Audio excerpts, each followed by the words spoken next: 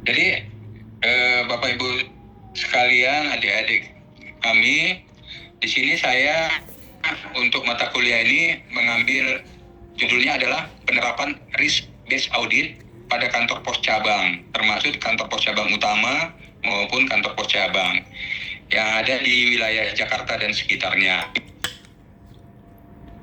Kemudian ya saya sendiri adalah Freddy Hotman Manurung, sarjana teknik, mahasiswa PPI dengan NIM 202511710017.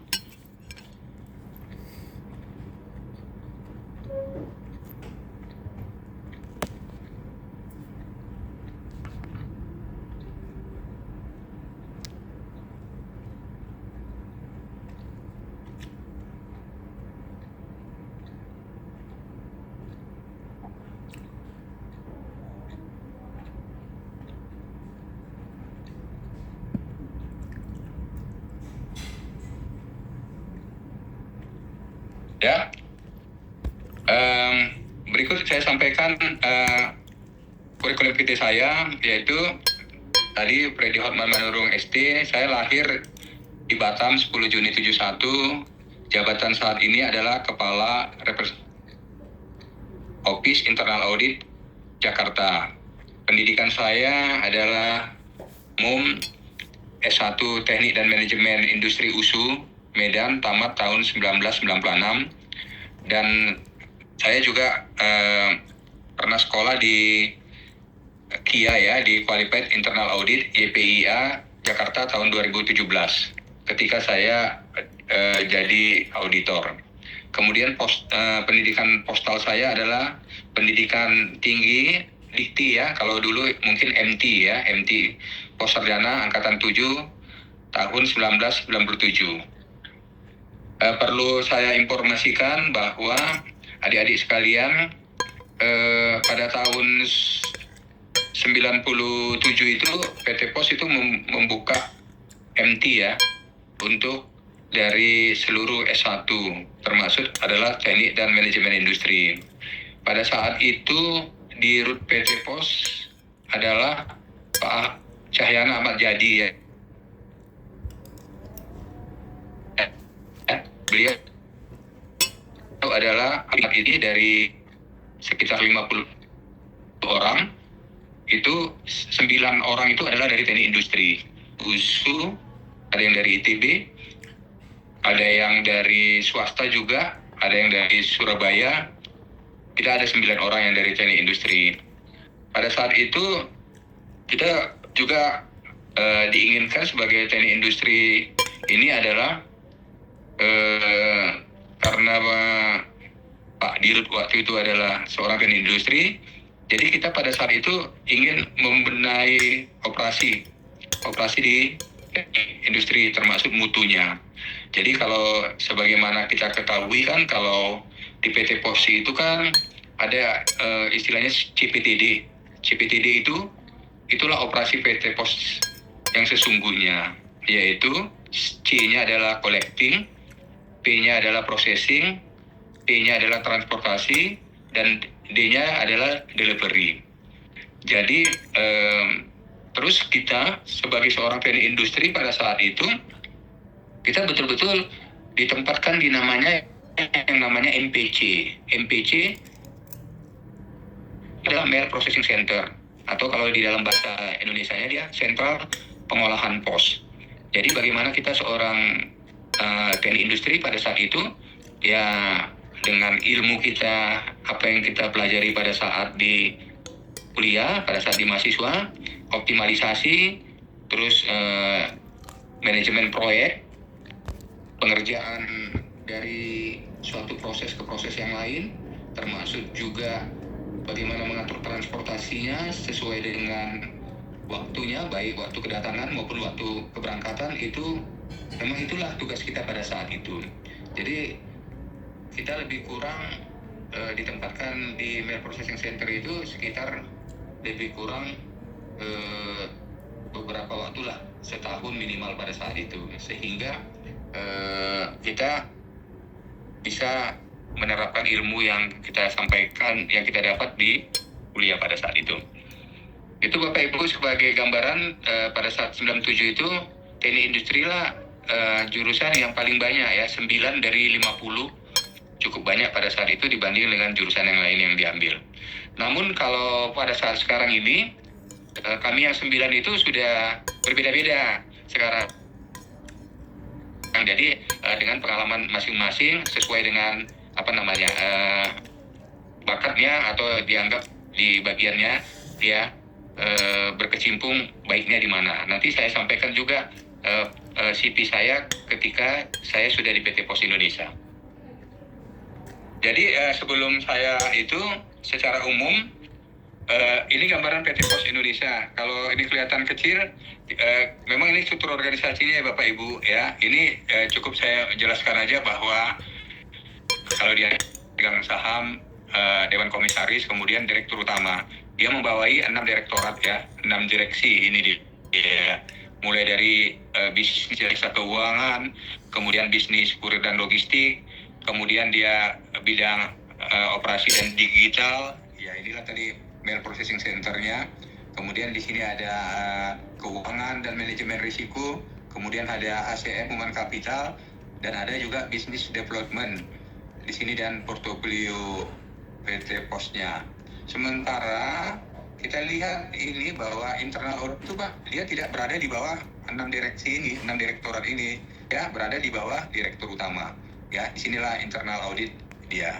Ya, dia membawai ada 4 deputi dan juga di bawahnya ada representative office. Disinilah nanti posisi saya yang ada di Jakarta saat ini. Ya, ini menggambarkannya aja. Bapak Ibu kalau kurang jelas ya seperti inilah dulu. Kalaupun misalnya saya mau perjelaskan nanti takutnya nanti layarnya berganti lagi. Kemudian berikutnya inilah struktur organisasi di internal audit. Di internal audit ini dia ada 4 bidang. Dia sekelas deputi ya, ada deputi bisnis kurir dan logistik seperti tadi, internasional, layanan pos universal, ada bidang bisnis layanan keuangan, ada deputi bidang operasi teknologi, informasi dan digital, ada deputi bidang enabler atau human capital. Jadi pusat ini dia membawai masing-masing kelompok auditornya, ya. Kemudian dari internal audit ini dia langsung Pak membawai RO itu representatif internal audit.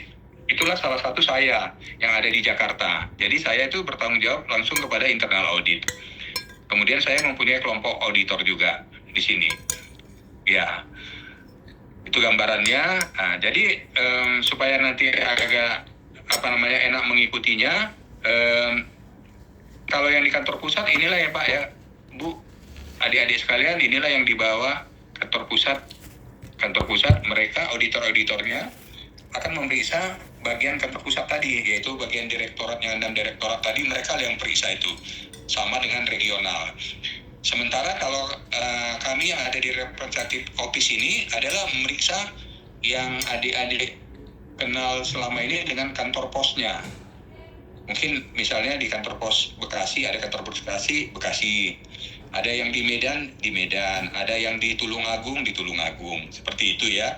Jadi kita memeriksa kantor posnya. Kantor posnya itu ada cabang utamanya juga, ada yang namanya cabang, kantor pos cabang. Jadi seperti yang di sebelah kanan ini, kalau kita lihat, ini ada representatif, dia ada 6, kita hanya 6 aja di seluruh Indonesia, termasuk kita yang di Jakarta.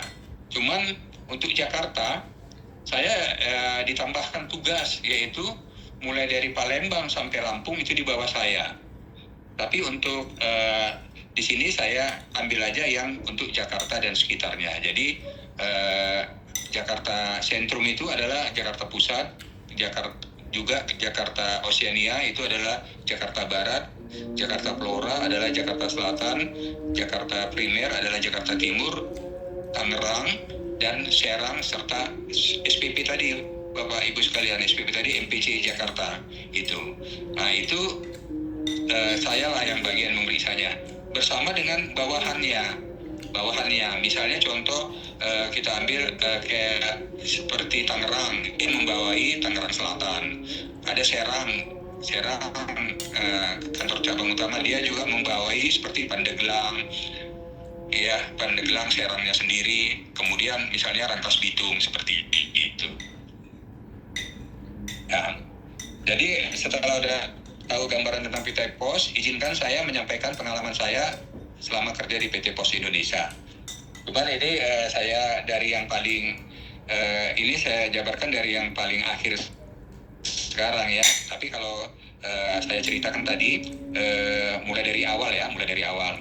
Jadi di samping tadi kita OJT di Mail Processing Center tadi, ya itu kan kita belum menjabat ya, tapi kita sebagai staf yang bisa menginformasikan apa. Jadi kita belum posisi jabatan waktu kita di SPP tadi, Sentral Pengolahan atau di MPC. Kemudian saya pertama sekali pada tahun 98 itu ditempatkan di kantor pos Tangerang langsung sebagai manajer pemasaran. Ya saya tahu juga pada saat itu saya ditempatkan sebagai pemasaran. Kemudian seorang teknik industri langsung pemasaran. Saya heran juga, ada juga kawan saya yang ditempatkan di Tangerang itu dari akuntansi, ada juga dari teknik elektro. Tapi waktu itu butuh pemasaran, kebetulan saya yang terpilih sebagai manajer pemasaran. Tapi nggak apa-apa, kita sebagai teknik industri kan ada juga kan belajar manajer pemasaran. Nah, jadi kemudian 3 tahun kemudian saya pindah ke Medan juga sebagai manajer pemasaran lebih kurang 3 tahun. Nah, kantor pos tadi itu atasannya di daerah itu yang namanya wilayah. Jadi ada wilayah Medan, dia membawai misalnya Arutung sampai dengan Aceh misalnya ya. Di situ saya sebagai asisten pemasaran lagi. Kemudian pada tahun berikutnya yaitu saya sebagai total logistik, sebagai kepala unit total logistik. Kemudian saya juga dari total logistik lanjut ke asisten manajer transport di wilayah. Jadi saya bertanggung jawab mengatur transport ya. Kalau seperti yang saya bilang tadi di awal kan CPTD itu kan ada transport. Jadi kalau di Medan itu SPP-nya atau MPC-nya itu ada di Tanjung Merawa. Jadi disitulah pusat distribusi kiriman. Jadi baik dari Aceh maupun dari Padang Sidempuan yang paling jauh Sumatera Utara itu terpusat di situ. Kemudian dari situlah disebar kembali ke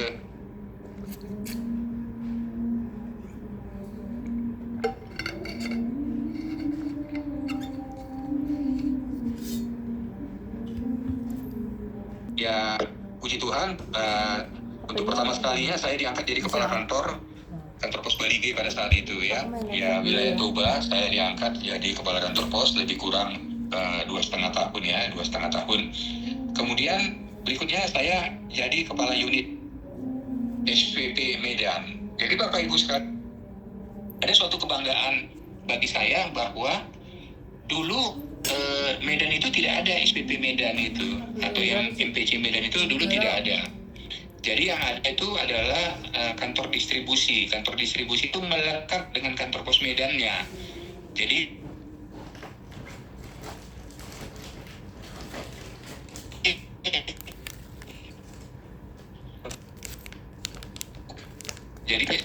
saya termasuk orang yang membentuk SPP Medan yang berada di Tanjung Merawa. Kalau Bapak Ibu sekalian pernah ke Tanjung Merawa yang dekat dengan Kuala Namu, di situ ada SPP Medan. Dia khusus mengurus operasi kiriman lah, baik yang datang maupun yang diantar, mau yang berangkat, mau yang terbang lewat udara, mau yang lewat darat, semua di situ ya.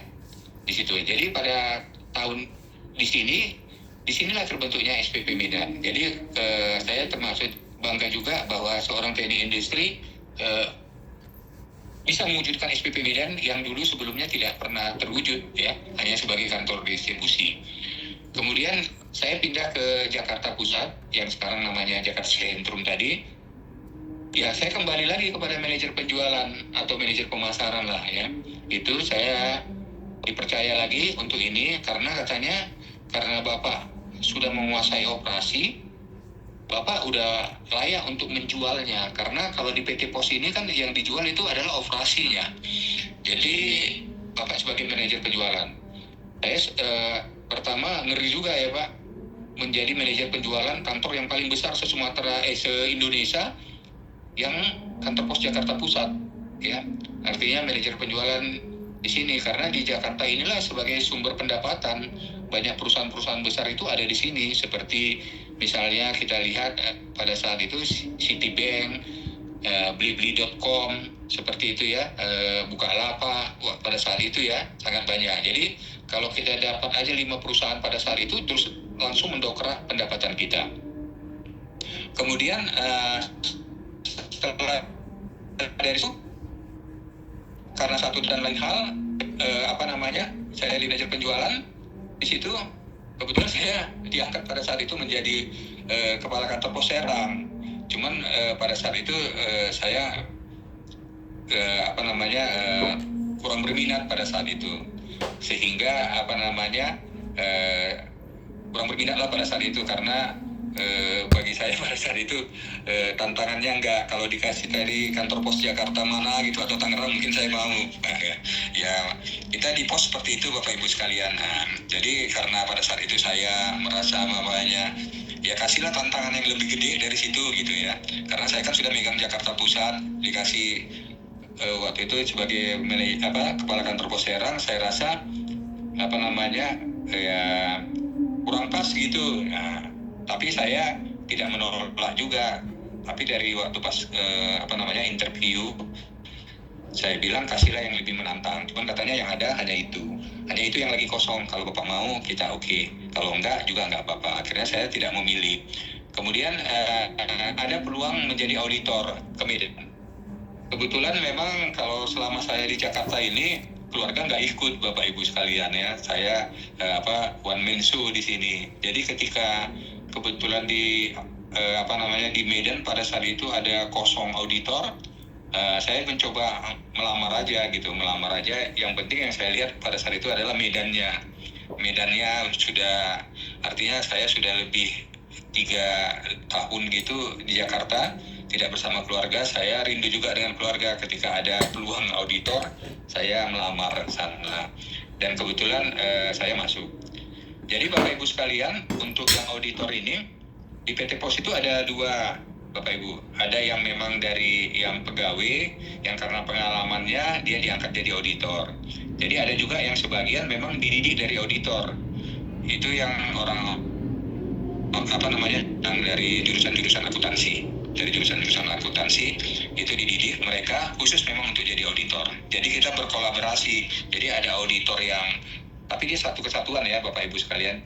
Ada yang memang dia dari orang yang berpengalaman, ada juga yang memang waktu dia masuk MT-nya langsung sebagai auditor. Kemudian setelah itu di sana lebih kurang saya 4 tahun jadi auditor, saya diangkat menjadi wakil kepala RO-nya di Medan. Lebih kurang 2 tahun kemudian, ya karena katanya kurang bagus kalau misalnya dari wakil menjadi kepala kantor RO juga di Medan, sehingga saya dipindah ke Jakarta tahun September 2023 sampai dengan saat ini.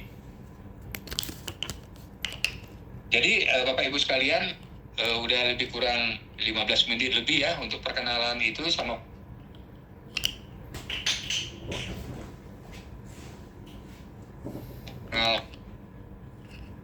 pengalaman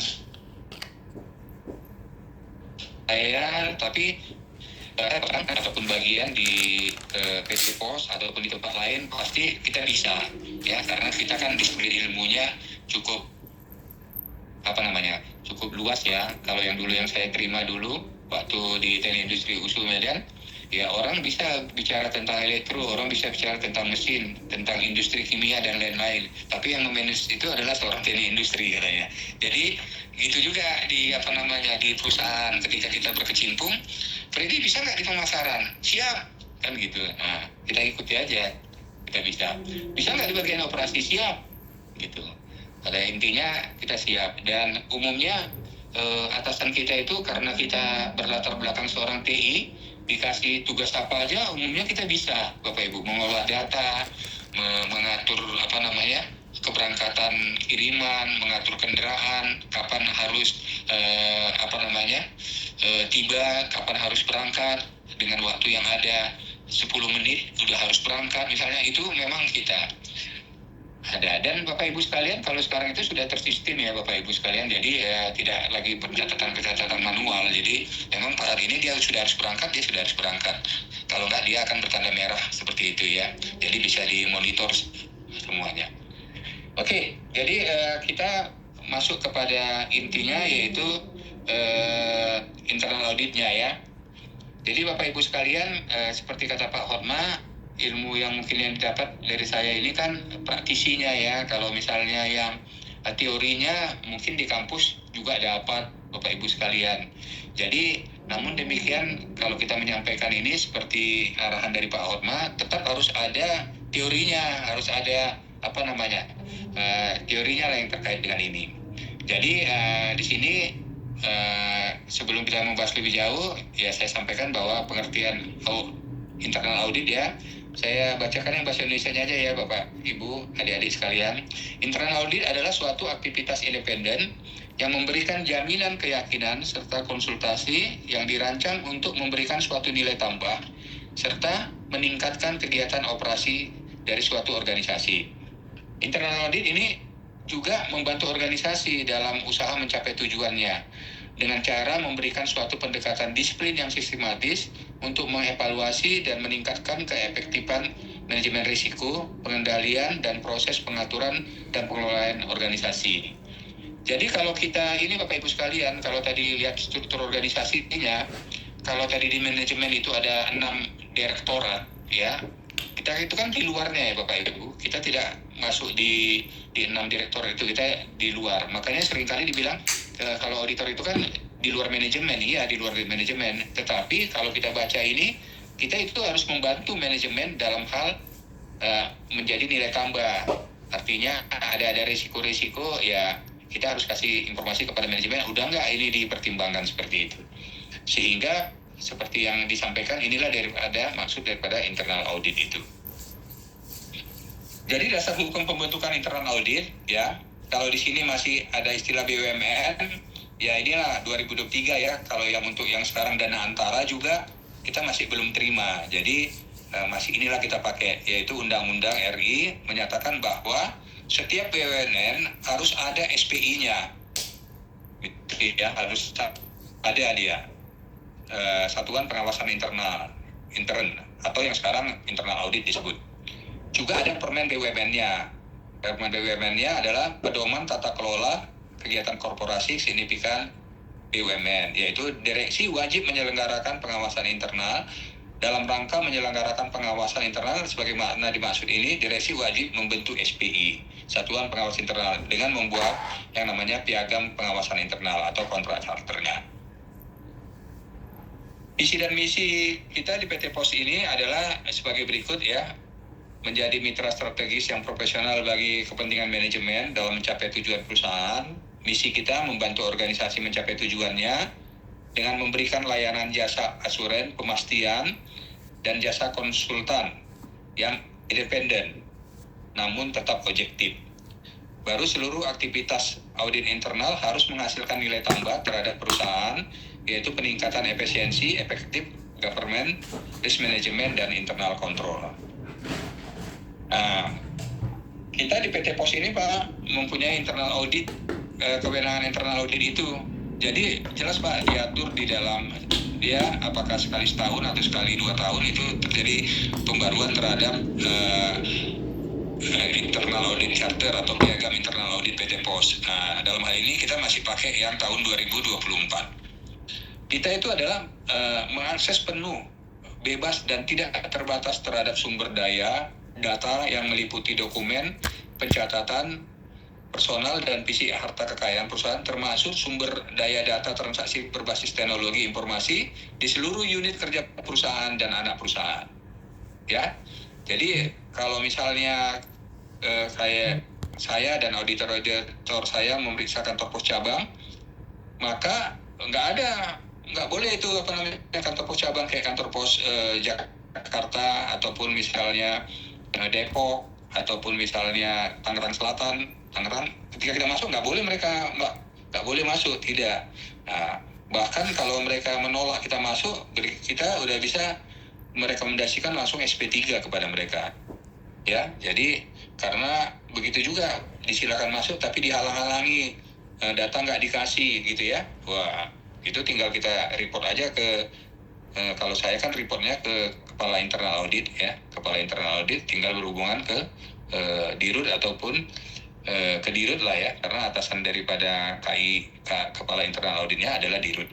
Kemudian untuk dijatuhkan sanksi kepada orang yang menghalang-halangi atau yang tidak memberikan data. Adik-adik sekalian, untuk manajemen risiko kita di sini seperti ini ya Bapak Ibu sekalian. Jadi kita itu terkenal dengan 3 lines model ya. Itu Institute Internal Audit. Itu jadi di sini ada ini pemangku kepentingan lah. Kemudian manajemen atau organisasi atau entitas itu kan ada di sini. Jadi yang di lini pertama. Jadi lini pertama itu adalah yang melaksanakannya. Misalnya Bapak Ibu ke kantor pos, kepala kantor pos lah yang bertanggung jawab semua terhadap transaksi yang ada di kantor pos itu ya. Seperti misalnya Bapak Ibu mau mengirim surat atau paket atau logistik atau melakukan bayar-bayar seperti itu ya. Jadi mereka lah yang harus mengelola risiko itu ya. Risiko-risiko apa, misalnya salah bayar kepada misalnya Western Union yang dibayar ternyata namanya berbeda tapi dibayarkan setelah berikutnya ada komplain. Nah, itu risiko-risiko itu bisa terjadi. Atau ketika mengirim surat diharapkan misalnya 3 hari sampai misalnya ke Amerika, ternyata baru hari keempat sampai. Risiko-risiko itu ya, itu yang bertanggung jawab adalah kepala kantornya, yang namanya kepala kantor cabang ataupun cabang utama. Oke. Kemudian yang peran lini kedua di sinilah adalah yang manajemen risikonya ya. Mereka yang mengatur risiko-risiko itu sehingga risiko yang disampaikan kepada lini pertama tadi, kepala kantor pos ataupun manajer-manajer yang ada di kantor pos itu ya, sehingga mereka kalau misalnya ada yang terjadi ya mereka yang memperbaiki kemungkinan yang tadinya misalnya contoh aja ketika mau menguangkan Western Union misalnya yang selama ini cukup KTP aja, tapi untuk berikutnya harus ada minimal 2 alat bukti tanda pengenal yang mungkin ditambah dengan SIM atau paspor gitulah ya. Jadi mereka lah yang menambah ataupun mengurangi sehingga bisa menjadi lebih efektif. Kalau kita di audit internal itu peran kita adalah tadi itu Pak, memastikan bahwa semua itu udah berjalan dengan baik. Bisa aja pada saat lini kedua harus menerapkan dua alat bukti. Ternyata di lini pertamanya yakin aja dia nggak perlu 2 alat bukti, dia yakin ini, padahal nama orang ada yang sama, banyak yang sama gitu ya. Nah, itulah kita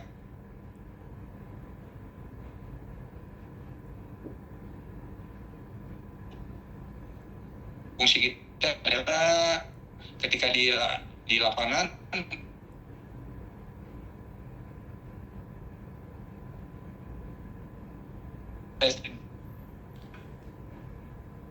jalurnya ya Pak ya. Kalau yang ke atas dia jalur pelaporan, kalau yang ke bawah delegasi, kalau yang ini adalah koordinasi. Nah, jadi range model tadi inilah Pak digambarkan tadi. Jadi sama tadi ya, hampir sama seperti tadi ini per slide-nya, ini di kantor pos, ini yang di manajemen risikonya, kemudian ini adalah di kita di lini ketiga. Kita baru masuk external auditor. Jadi kami juga untuk meyakinkan bahwa segala operasi itu sudah berjalan dengan baik. Misalnya gini ya Bapak Ibu sekalian ya, ada kiriman proses press 1 hari sampai. Oke, jadi kita kan harus yakinkan bahwa semua kiriman yang untuk depo 1 hari sampai kan harus terantar. Bila ada yang tidak terantar karena apa gitu ya, itu. Nah, jadi kalau kadang-kadang masuk juga eksternal auditor, misalnya masuk ya, kadang-kadang mereka juga melihat hasil temuan kita, melihat itu gitu lah. Nah, tapi juga bisa mereka meriksa sendiri tanpa melihat punya temuan kita, mereka lihat juga gitu loh. Nah, kadang-kadang juga kita mau bersama dengan mereka, Pak, waktu meriksa ini saya nemukan ini orang Bapak secara internal audit kok nggak nemukan ya, gitu ya. Apa masalahnya dulu Pak? Nah, gitu ya. Gitu, jadi kita juga sebagai partner mereka ya. Nah, jadi bisa saling diskusi ya. Nah, baru yang berikutnya adalah pengaturnya, regulatornya. Kemudian Bapak Ibu sekalian, untuk risk based internal audit ini, ya, jadi kalau digambarkan seperti ini Bapak Ibu sekalian, jadi dalam kehidupan kita sehari-hari, apapun yang kita jalani ataupun apapun yang sedang kita lakoni, itu kan pasti ada resikonya. Jadi resikonya inherent itu adalah resiko yang melekat pada yang sedang kita jalanin itu, ya. Sekarang bagaimana respon ya kan, respon kita terhadap resiko itu, ya. Misalnya kita nggak mau ngambil atau kita jalani dengan mengambil risikonya seperti dia, ada yang menolak, ada yang men-share kepada yang lain seperti itu ya. Jadi untuk itu kalau kita nggak mengambilnya kan tentu ya diamlah, kita nggak ada berbuat apa-apa ya kan. Nah, jadi sekarang bisnis itu kita jalani, operasi itu kita jalani, tetapi dengan pengendalian internalnya, kita atur pengendalian internalnya. Jadi risk based ini yang menurut David Griffith sama dengan Nemes dan Selim ini, kalau digabungkan keduanya adalah bahwa risk based internal audit ini adalah suatu metodologi audit internal yang memberikan keyakinan, jaminan bahwa unit kerja yang diaudit telah melakukan pengelolaan risiko sedemikian rupa sehingga implikasi dari risiko yang terjadi masih dalam batas toleransi kemampuan organisasi atau risk appetite. Jadi kita menerima dia, artinya gini ya, kita di sini ada pengendalian kontrolnya sehingga tadi yang risikonya yang tadi yang begitu besar, terus respon kita apa, sehingga ada pengendalian internal sehingga dia bersisalah yang masih bisa kita tanggung, kan gitu ya. Ya, jadi kalau misalnya kayak kiriman ekspres ya, pos ekspres 1 hari sampai, ya kita lihat kalau misalnya untuk dari Jakarta ke Jakarta, ambil aja, sikat aja, kan uang semua itu kan gitu ya, umumnya gitu ya. Nah, tapi kan bisa juga Jakarta dengan Jakarta ada yang tidak bisa sampai keteledoran lah dan segala macam kan gitu. Tapi kalau misalnya untuk wilayah yang tidak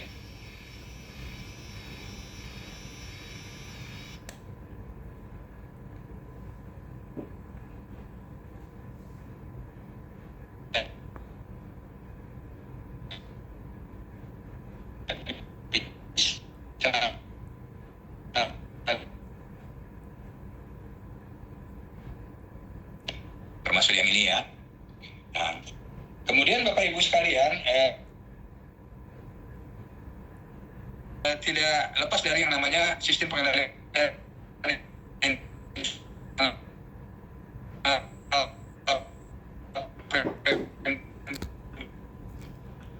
KOSO ini ya, tahun 19, di mana perusahaan di Amerika pada saat itu apa ya yang harus kita lakukan supaya bisnis kita ini atau manufaktur kita ini jangan bablas, rugi, terjadi kecurangan, fraud, gagal beroperasi, gagal bisnisnya jalan gitu ya. Apa-apa aja sih yang dibuat. Jadi pada saat itu berkumpullah beberapa pimpinan-pimpinan manufaktur atau bisnis membicarakan itu. Nah, jadi terbentuklah KOSO ini. Dan sampai sekarang ini masih ada Bapak Ibu sekalian ya. Jadi dia sebutkan bahwa untuk seperti inilah, KOSO menyatakan keseluruhan pihak dari sebuah entitas organisasi mempengaruhi pengendalian internal dan bahwa pengendalian internal menyediakan keyakinan memadai, namun bukan mutlak, terkait pencapaian tujuan organisasi dalam aspek operasional, pelaporan, dan kepatuhan. Berikut kubusnya pengendalian internal KOSO ini. Inilah dia bentuknya Pak. Jadi kalau yang ini tadi digambarkan, penjabarannya seperti ini Bapak Ibu.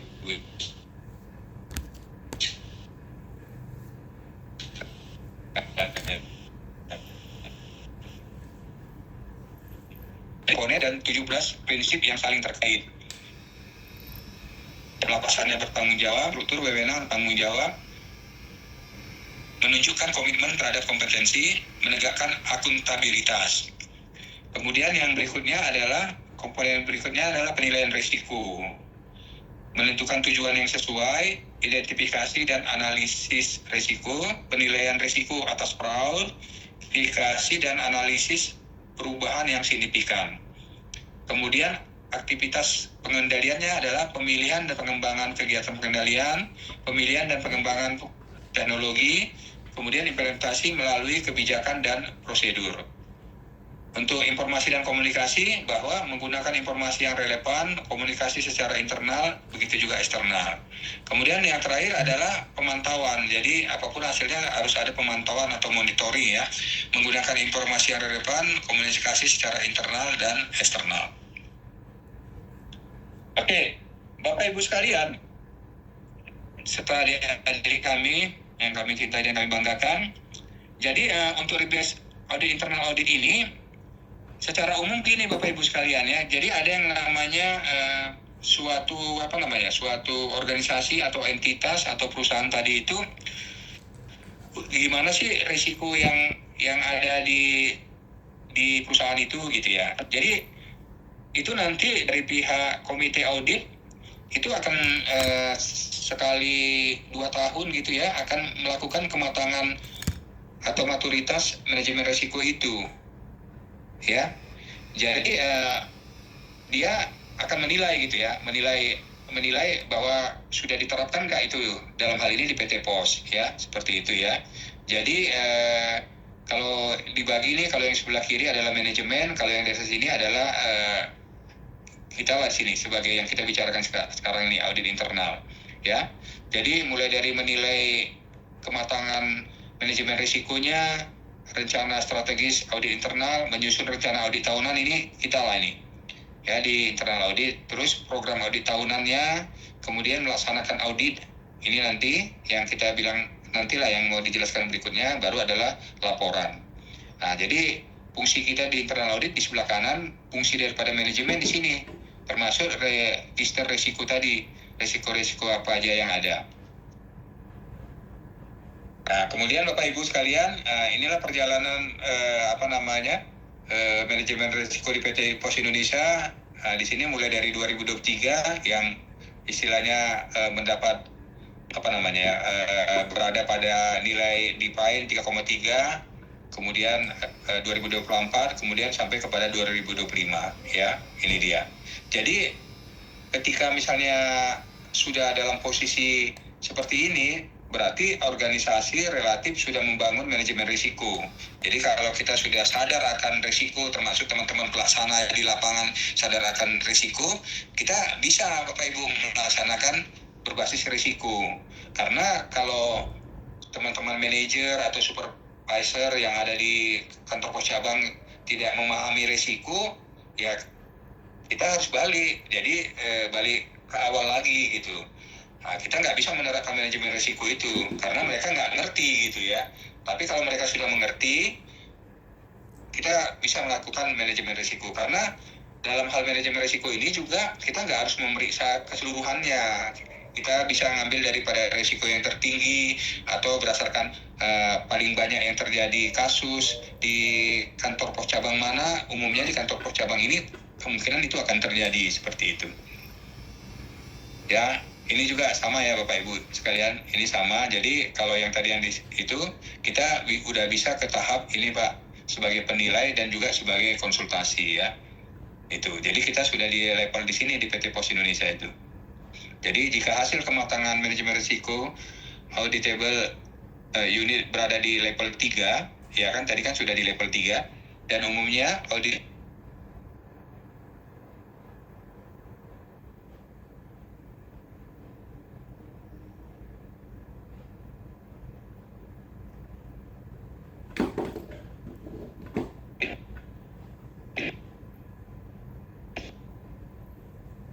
turunan dari tadi kan Bapak Ibu sekalian,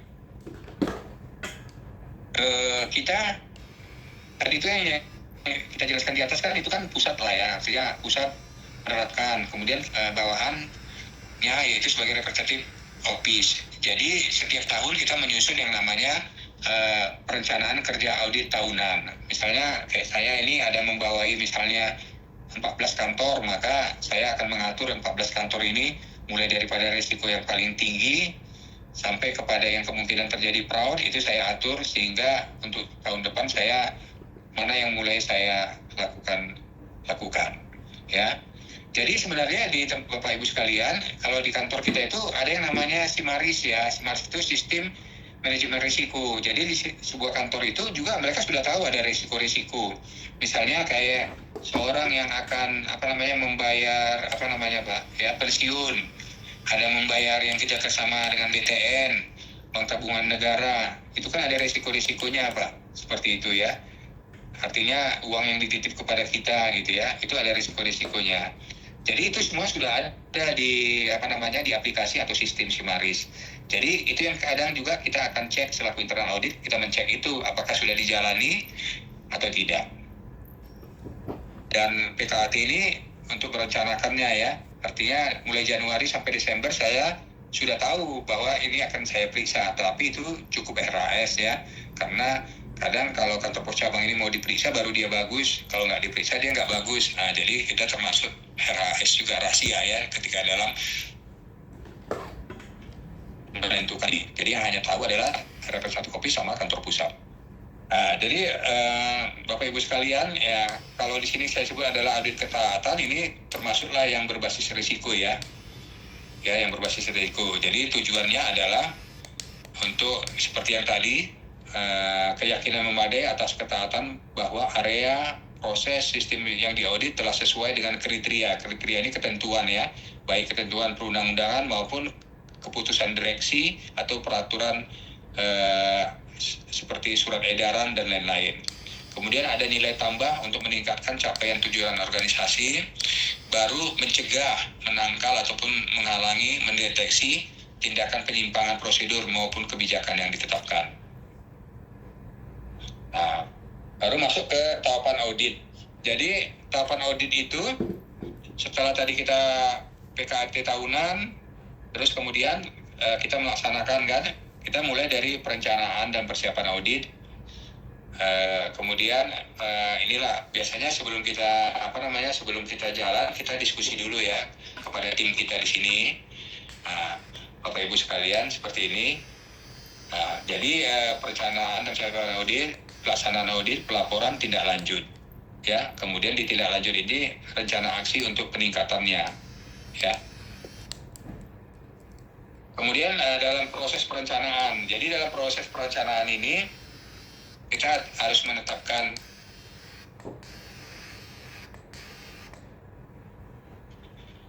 tujuan dari penyelenggaraan program kebijakan yang berlaku serta peraturan terkait ya, seperti tadi dijelaskan juga tadi ada. Baru beberapa risiko. Jadi kalau misalnya kita meriksa kantor pos Serang, di Serang itu misalnya paling banyak itu adalah membayar misalnya membayar wesel luar negeri, karena mungkin di sana banyak yang TKW gitu ya. Nah, jadi untuk di Serang kita harus meriksa yang namanya Western Unionnya gitu ya. Nah, tetapi untuk beberapa kantor ada beberapa yang memang harus sudah diperiksa, seperti misalnya pertanggungan kas dan keuangan, baru kasbon. Jangan sampai mereka mengeluarkan panjar saja, tetapi kas dannya itu tidak terselesaikan.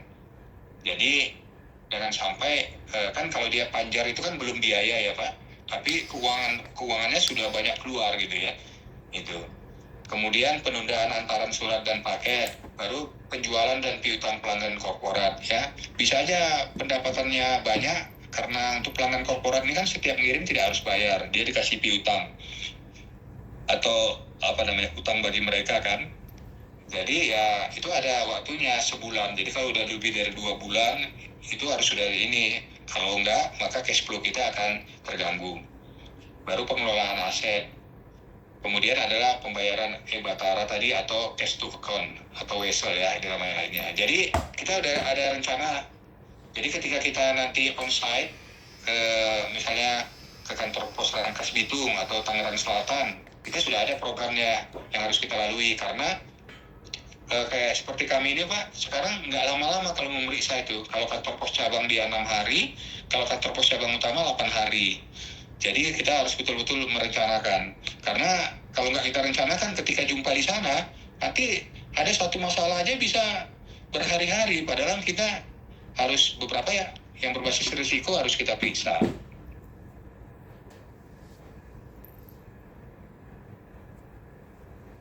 Ya, sama lah ini juga ada yang namanya program kerja audit ya. Jadi hanya kapan kita periksa dengan waktu 6 hari, realisasinya kapan, baru apa yang kita temukan. Nah ini ada macam-macam kertas kerja lah namanya.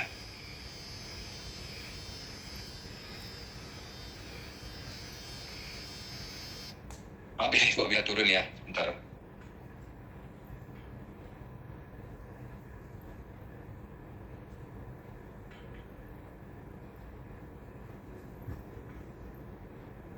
Ini tadi ya, oke.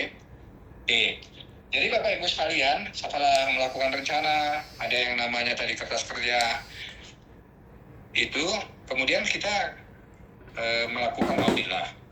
Pada saat kita melakukan audit, itu sebenarnya urutannya atau apa sih yang kita lakukan pada saat kita meriksa itu ya. Jadi temuan audit itu ya kan utuh dan tidak cacat, berisi kesimpulan hasil pengujian atas bukti audit yang diperoleh auditor dalam usahanya untuk mencapai tujuan audit yang telah ditetapkan sebelumnya dan memberikan rekomendasi yang dapat ditindaklanjuti oleh auditi. Jadi biasanya nanti untuk rekomendasi ini harus disepakati dengan auditi kita ya. Jadi yang kita periksa itu namanya auditi. Jadi Bapak Ibu sekalian, temuan kita itu harus berisi 5 ini. Harus berisi 5 ini, yaitu pertama adalah kondisi. Kondisi ini apa yang kita jumpai di lapangan pada saat itu. Apa yang kita jumpai, kemudian siapa yang bertanggung jawab, hanya manajernya atau supervisor. Dia sudah setuju akan itu, dan dia nggak bisa menyanggah seperti itu, ya itu bisa disebut menjadi suatu temuan dengan kondisi ya, kondisi. Jadi dia menunjukkan realitas yang ada dari suatu itu, harus mengumpulkan bukti relevan. Jadi bukti-bukti yang ada itu harus terpenuhi Bapak Ibu sekalian untuk menjadikan dia suatu kondisi atau temuan. Dia harus buktinya itu relevan, kompeten, cukup ya, artinya cukup, tidak misalnya dengan satu bukti saja terus dia material ya gitu. Kemudian antara kondisi tadi ini kita punya kriteria, seharusnya seperti ini dong karena kebijakannya kan seperti ini gitu ya. Contoh yang sederhananya tadi adalah piutang perusahaan kan kita jumpai udah 6 bulan nih kok belum dibayar, padahal secara aturan dia maksimum 1 bulan kan gitu. Kalian tagih dong, seperti itu bisa nggak? Kalau nggak ini kita angkat nih jadi temuan kita nih gitu. Nah, memang jadi temuan sebenarnya, tapi kadang-kadang di UPT itu, di kantor pos cabang itu kita termasuk yang membantu untuk mengejarnya. Silakan nih selagi kita ada di sini kejar itu pelanggan yang belum bayar udah 6 bulan tuh, patutlah cash flow perusahaan ini terganggu. Rupanya banyak kali yang piutang ini yang tidak tertagih gitu, atau yang melebihi itu. Tuh. Kemudian Bapak Ibu sekalian, nanti ketika kita merekomendasinya ini kita harus tahu nih Bapak Ibu sebabnya itu kenapa ya, sebabnya. Jadi kita cari akar permasalahannya kenapa itu, sehingga kan terus ada akibatnya ya. Jadi kalau dia sebabnya tadi misalnya, oh iya pelanggan itu Pak kebetulan apa namanya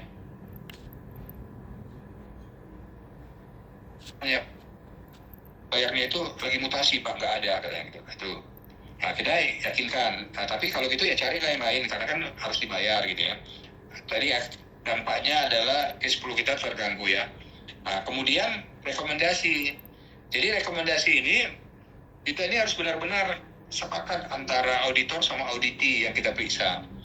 Ini rekomendasi kita adalah usulan rencana perbaikan yang diberikan oleh auditor untuk menutup gap antara kondisi dan kriteria tadi dengan unsur memperbaiki kelemahan ya, yaitu menghilangkan penyebabnya ya, dan meminimalisasi akibatnya.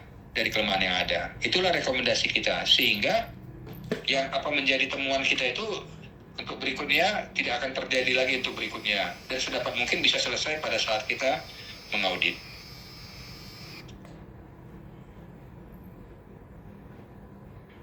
Bapak Ibu.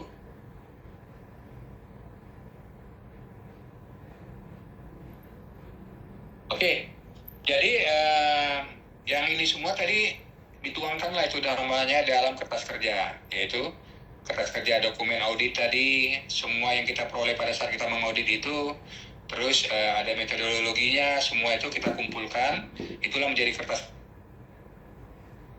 kerja. Kertas kerja seorang auditor, ya. Jadi adalah dokumen audit yang memuat data catatan pembuktian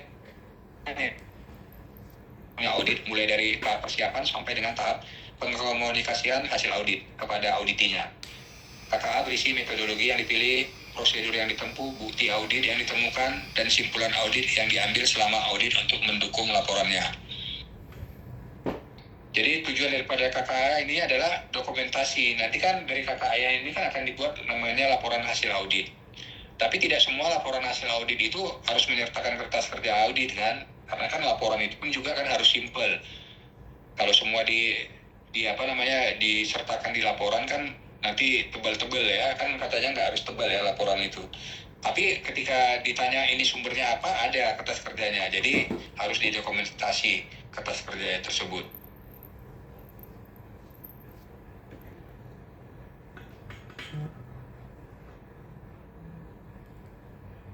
Oke, dalam pengumpulan bukti-bukti tadi, Bapak Ibu yang di atas, ini ada dengan cara observasi, ada evaluasi informasi, dokumentasi, bisa juga wawancara.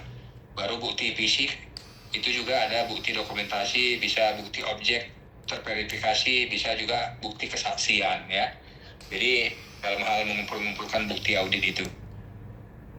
Bapak Ibu sekalian, ketika tadi sudah siap semua, kita itu ada yang namanya tadi, kalau Bapak lihat di pengkomunikasian itu. Jadi kita juga, auditor itu harus mengkomunikasikan dari pertemuan sementaranya itu. Jadi dia kasih namanya DTS, data temuan sementara, yang kan tadi kan antara auditor kita sama auditi, yaitu misalnya manajer penjualan, mereka yang selama lebih kurang 5 hari gitu ya, komunikasikan.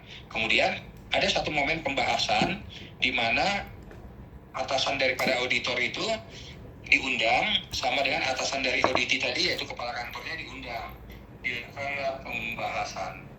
Jadi bila mana oleh atasan daripada auditi tadi, yaitu kepala kantor, merasa itu nggak bisa jadi temuan karena ini udah ada buktinya, udah saya lengkapi ini gitu ya, dia kasih pendapat, itu bisa kita take down, kita drop temuan itu. Tetapi bisa juga saya selaku atasan daripada auditor itu tetap menyangka itu masih kurang Pak. Tidak, yang kita periksa ini periodenya ini, Bapak menunjukkannya periodenya baru sebulan ini, itu nggak bisa Pak, ini tetap jadi temuan. Nah, itu ada diskusi, jadi disepakatin ya Bapak Ibu sekalian. Dan itu biasanya pembahasan itu H-1 sebelum exit meeting atau penutupan audit.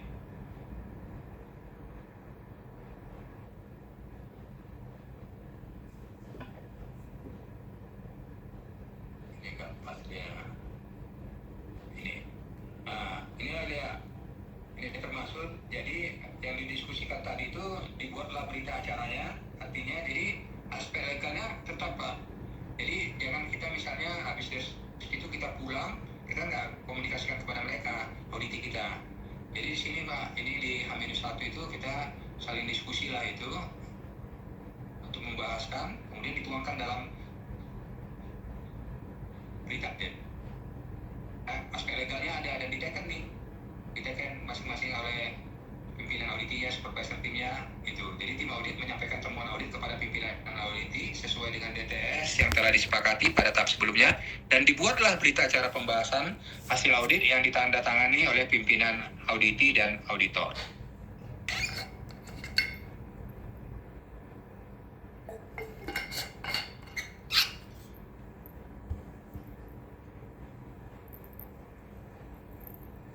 Jadi Bapak Ibu sekalian, ini juga berlangsung Bapak Ibu sekalian. Jadi eh, termasuk di penutupan. Nah, jadi untuk di penutupan ini kita melakukan penutupan.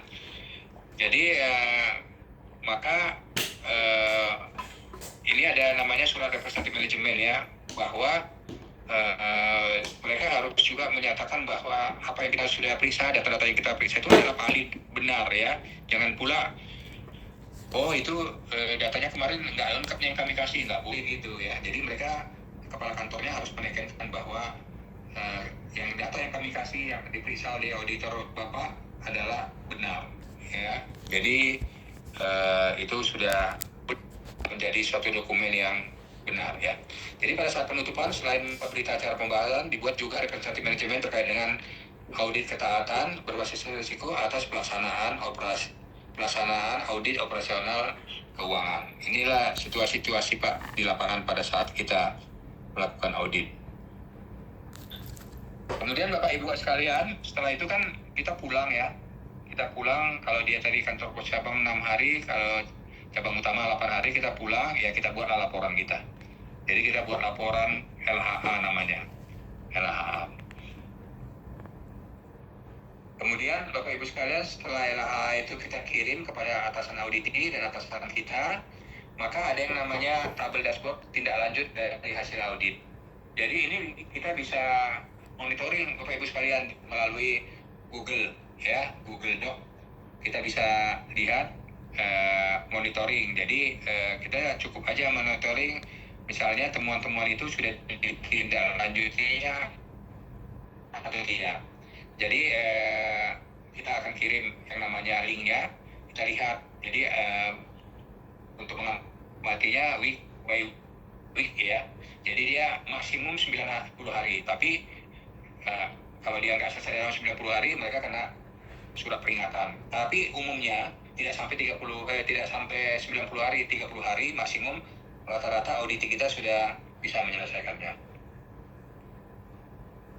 Karena kalau mereka tidak bisa menyelesaikannya, maka mereka kena ini tadi yang saya sebutkan tadi, kena ada surat peringatan SP ya, sebagai pelanggaran disiplin, yaitu kepala kantornya, terutama kepala kantornya.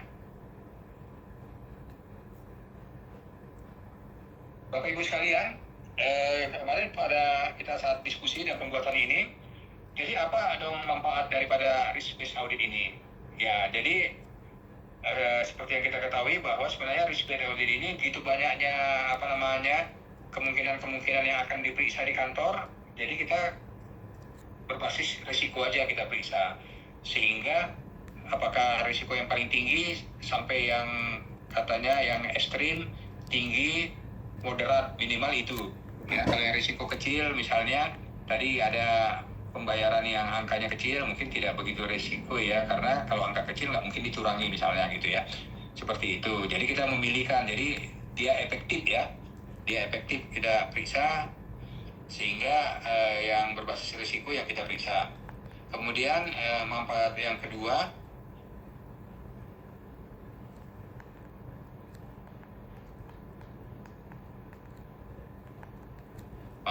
adalah kita menguji dan mengevaluasi kegiatan program yang sedang dilaksanakan perusahaan ya. Misalnya mereka di kantor pos itu ada program pemasarannya, yaitu mencari pendapatan kiriman dari perbankan ya. Nah, kita lihat apakah bisa berjalan atau tidak. Karena untuk penjualan adalah risikonya adalah target tidak tercapai. Jadi kita lihat program kerjanya. Kemudian adalah juga membantu para penanggung jawab kegiatan program dalam melaksanakan tanggung jawab secara efektif. Jadi Bapak Ibu sekalian, kalau misalnya kita memeriksa itu seperti tadi contohnya adalah terjadi banyak kali kasbonnya banyak kali gitu ya. Ini tanggung jawab siapa gitu ya.